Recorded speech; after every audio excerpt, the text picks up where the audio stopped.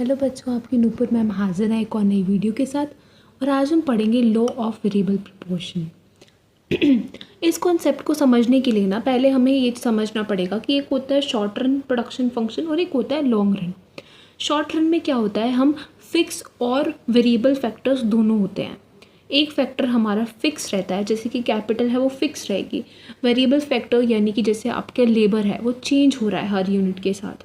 अब ऐसा क्यों होता है? क्योंकि शॉर्ट रन में क्या है, आपके पास इतना टाइम नहीं होता कि आप अपनी कैपिटल यानी कि आप अपने लैंड को या इन सब चीज़ों को आप चेंज कर सको। बहुत ही कम टाइम पीरियड होता है। यही अगर हम लॉन्ग रन में देखें तो आपके सारे फैक्टर्स जो होते हैं वेरिएबल होते हैं, क्योंकि आपके पास इतना टाइम होता है कि आप अपनी प्रोडक्शन में चेंज ला सको, टेक्नोलॉजी अपग्रेड कर सको। तो इसलिए वो दोनों वेरिएबल्स फैक्टर्स जो होते हैं वेरिएबल होते हैं। अब शॉर्ट रन को हम क्या बोलते हैं, रिटर्न टू फैक्टर भी बोलते हैं। क्यों? या फिर हम रिटर्न टू वेरिएबल प्रोपोर्शन भी बोलते हैं, क्योंकि यहाँ पर हमारे पास क्या है, हमारे पास एक फिक्स फैक्टर है और एक वेरिएबल फैक्टर है। हम लॉन्ग रन को बोलते हैं रिटर्न टू स्केल, क्योंकि दोनों फैक्टर्स वहाँ पे क्या होते हैं, वेरिएबल होते हैं, मतलब चेंज होते रहते हैं।